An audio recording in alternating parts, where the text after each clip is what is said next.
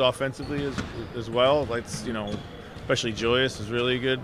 I think he's still going to draw a lot of contacts, a lot of legitimate fouls. So that's something we need.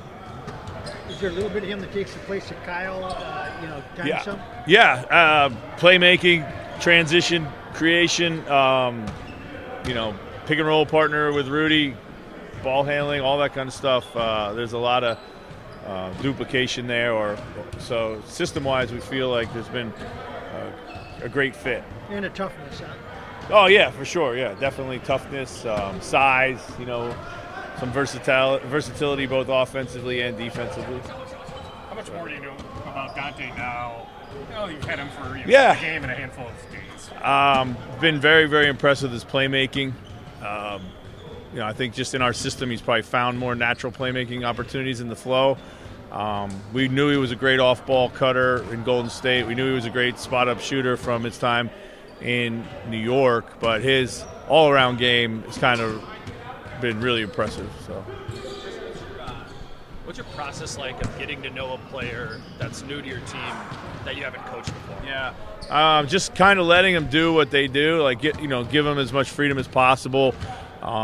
Just to see how they fit in, like what things that they want to kind of trend to do by themselves, like play to their strengths. Usually guys will do that when you give them a great amount of freedom, and then just try to hone it in from there, and then look for opportunities for them, to say, hey, a little more of this, maybe a little less of that, and then talk to them about, where they like the ball and what we might have already in our system that kind of aligns with that, and then put in whatever kind of set plays they like. We're not. Do you find it to be watching like their film from a previous time, or looking at numbers? I mean, we certainly do a lot of that, mostly like pre-acquisition, draft, trade, whatever free agency might be. But once they're here, like I kind of like to see them involved and evolving in our system more. Yeah.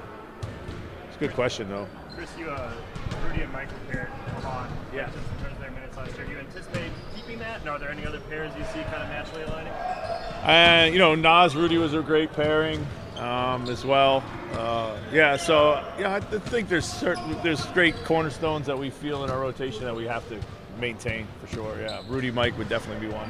Like tomorrow night, you like to see a lot of different combinations out there in a preseason game. What's your goal for a game like that? What do you try to get out of it? Yeah, I think first and foremost we want to push our rotation minutes out. Probably up mid-20s. Guys getting them playing in the mid-20s.